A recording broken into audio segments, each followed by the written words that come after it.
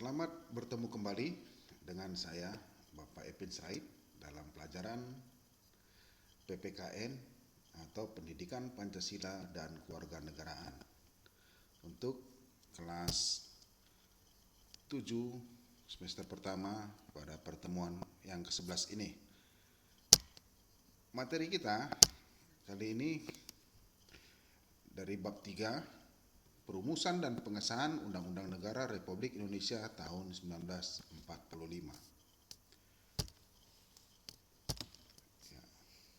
Di bagian A, Perumusan dan Pengesahan Undang-Undang Dasar tahun 1945. Yaitu yang pertama, Perumusan Undang-Undang Negara Republik Indonesia tahun 1945. Kalau pada pertemuan sebelumnya kita membahas tentang perumusan dasar negara, kita melanjutkan pada perumusan pengesahan Undang-Undang Dasar tahun 1945. Ya, ini masih tetap tugas dari BPUPKI. Kita ketahui pelajaran sebelumnya, sidang pertama BPUPKI yang dimulai pada tanggal 29 Mei sampai tanggal 1 Juni 1945 itu membahas tentang dasar negara, yaitu ditetapkan Pancasila sebagai dasar negara dan ideologi bangsa. Selanjutnya, pada sidang yang kedua yang dimulai tanggal 10 Juli sampai 17 Juli 1945, ya, sebelum Indonesia merdeka, BPUPKI kembali mengadakan sidang kedua yang agendanya membuat rumusan Undang-Undang Dasar Negara Republik Indonesia tahun 1945. Ya. Undang-Undang Dasar kita ketahui itu adalah disebut juga konstitusi. Ya, konstitusi itu berasal dari kata constitution, diambil dari kata constitution bahasa Inggris, atau constituante dari bahasa Latin, ya, yang artinya undang-undang dasar atau hukum dasar, ya, atau dalam hierarki perundang-undangan, ya, konstitusi itu adalah undang-undang dasar adalah undang-undang yang tertinggi. Artinya undang-undang yang di bawahnya harus berpatokan atau mengacu kepada tidak melanggar isi dari undang-undang dasar atau hukum dasar suatu negara. Ya. Konstitusi itu terbagi dua, ada konstitusi tertulis, ya, atau adalah aturan-aturan pokok dasar negara, bangunan negara, dan tata negara yang mengatur peri kehidupan satu bangsa di dalam persekutuan hukum negara.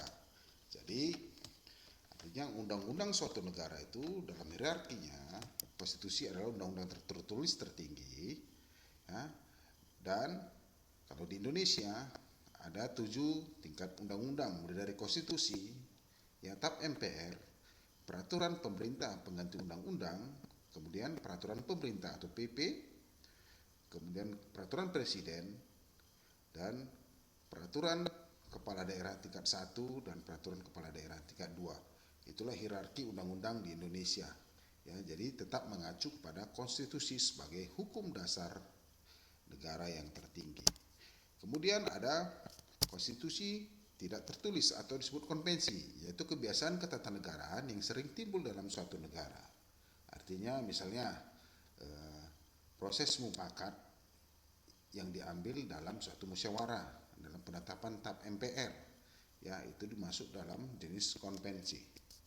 Oke, kita lanjutkan bagaimana proses terjadinya perumusan, ya, undang-undang. Tapi pertanyaannya, mengapa negara butuh konstitusi? Ya, karena di dalam negara yang menganut paham demokrasi, undang-undang dasar mempunyai fungsi yang khas atau fungsi khusus, yaitu satu, membatasi kekuasaan pemerintah agar tidak bertindak sewenang-wenang. Jadi kekuasaan pemerintah itu sudah dibatasi oleh konstitusi. Jadi pemerintah ketika mengambil tindakan dan menjalankan pemerintahannya, fungsinya sebagai alat negara, dia tidak boleh menyimpang dari konstitusi. Jadi itu agar tidak terciptanya kesewenang-wenangan. Kemudian konstitusi dibuat untuk melindungi hak-hak warga negara, ya, berdasarkan dari kewajiban dan hak warga negara yang diatur dalam konstitusi atau undang-undang dasar. Kemudian menentukan tugas-tugas pokok dari badan-badan pemerintahan atau lembaga-lembaga negara. Jadi tidak ada istilahnya, ya, artinya tugas pokok itu sudah diatur dalam konstitusi. Jadi lembaga negara sudah dibatasi kekuasaan-kekuasaannya oleh konstitusi. Ya, proses perumusan naskah Undang-Undang Dasar 1945.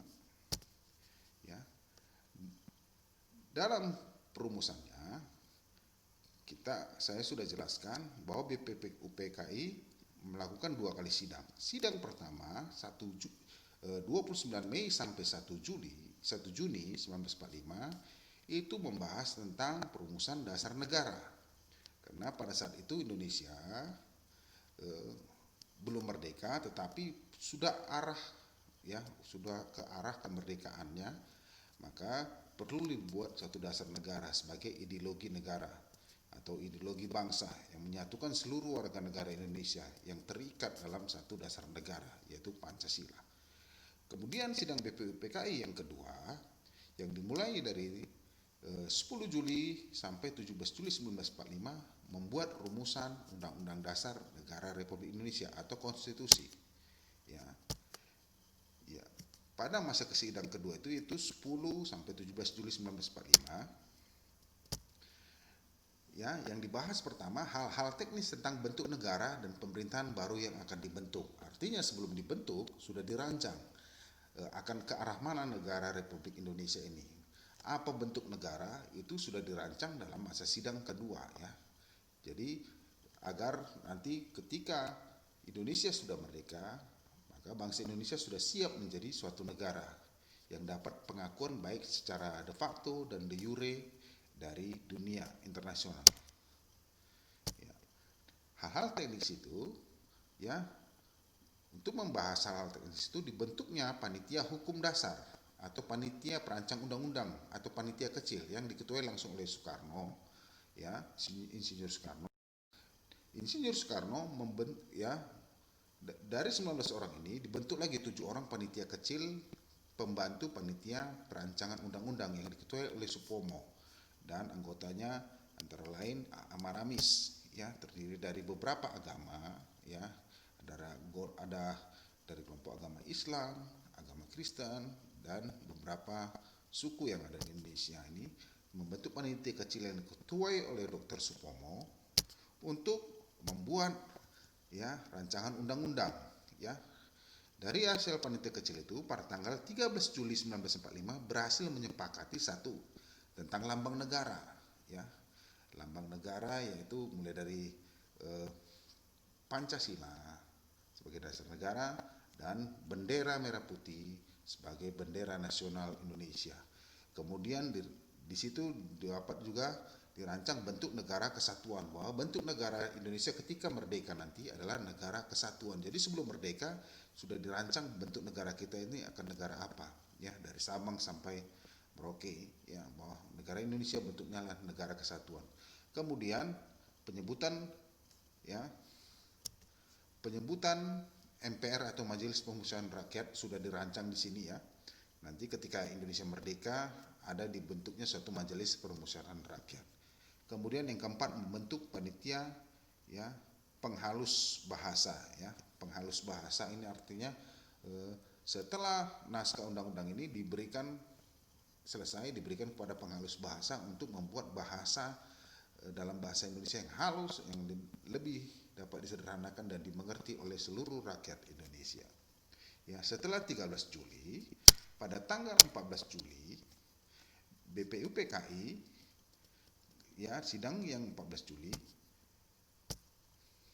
agenda sidangnya adalah pembicaraan tentang pernyataan kemerdekaan, ya, bahwa apa yang akan dinyatakan dalam kemerdekaan nanti, ya, setelah Indonesia mendapatkan kemerdekaannya, yaitu pertama panitia perancangan undang-undang melaporkan hasilnya, yaitu pasal-pasal dari rancangan undang-undang yang dibuat oleh panitia kecil tadi terdiri dari 42 pasal, 5 aturan peralihan dengan keadaan perang dan 1 aturan tambahan. Artinya 5 aturan peralihan itu dalam kondisi Indonesia masih dalam keadaan perang untuk memperebut kemerdekaannya, ya.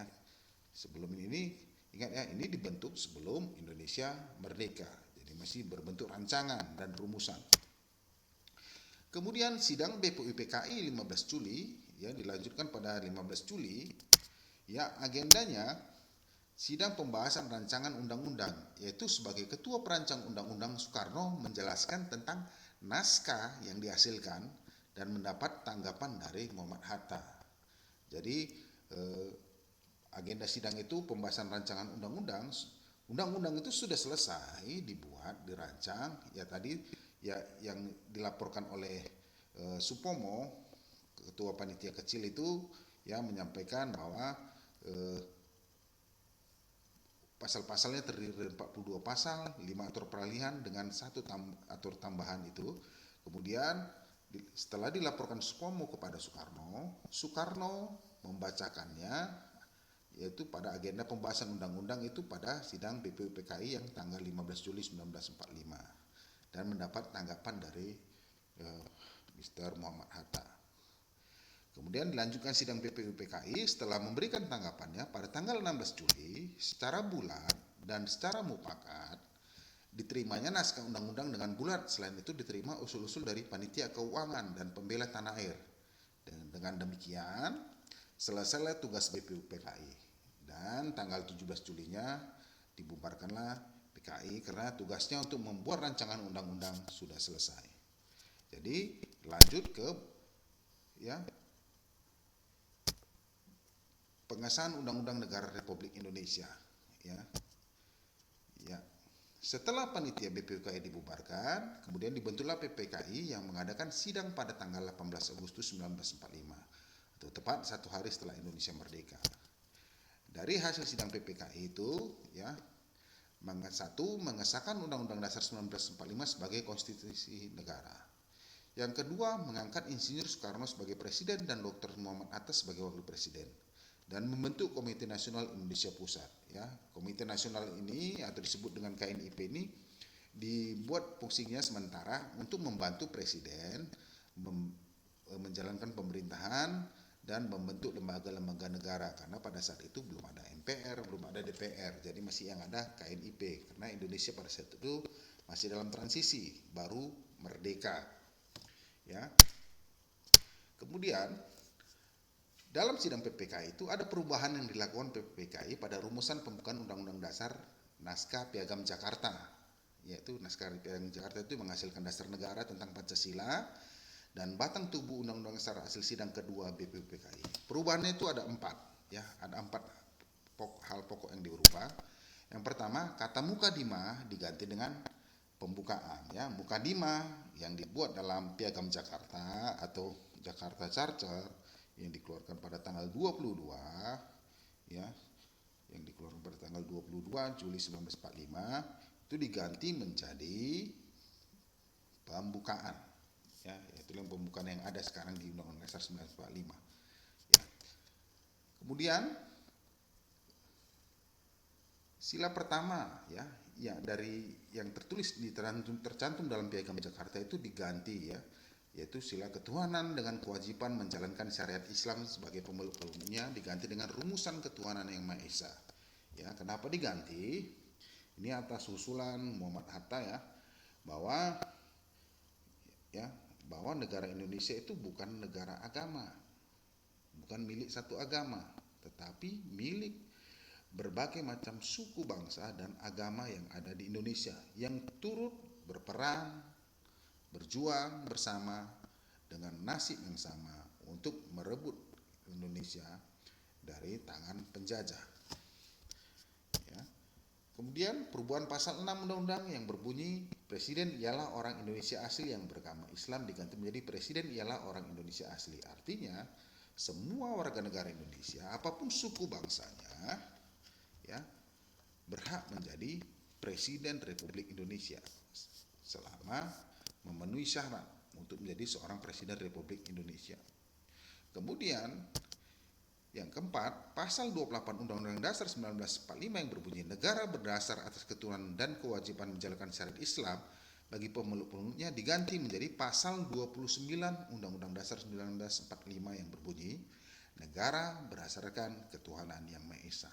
Jadi sudah jelas di sini konsepnya adalah Indonesia adalah negara kesatuan, dan Indonesia negara kesatuan. Indonesia adalah negara konstitusional, ya, negara konstitusional. Artinya, ya, negara konstitusional itu terbukti pada pasal 1 ayat 2 Undang-Undang Dasar 1945 yang berbunyi bahwa negara Indonesia, ya, berkedaulatan rakyat, ya. Jadi inilah hukum tertinggi yang ada di Indonesia, yaitu Konstitusi Undang-Undang Dasar 1945, ya. Jadi semua ini disusun berdasarkan ya, nilai-nilai kebangsaan melalui proses musyawarah dan mencapai mufakat, ya, dan tanpa mementingkan kepentingan golongan, tapi kepentingan bersama sebagai warga negara Republik Indonesia yang memiliki kedudukan, kewajiban, dan hak yang sama sebagai warga negara Republik Indonesia. Jadi Indonesia bukan negara agama, tetapi negara kesatuan Republik Indonesia. Jadi sampai di sini dulu pertemuan kita mengenai proses pengesahannya rumusan Undang-Undang Dasar Negara Republik Indonesia pada bab yang ketiga hari ini, ya, saat ini. Nanti pertemuan selanjutnya kita lanjutkan ke masih bab ketiga di bagian sub B, yang bab ketiga. Jadi sampai di sini pertemuan kita. Jangan lupa, ya, tetap menjadi orang yang Pancasilais. Ya, sampai. Ya, sekian dan terima kasih.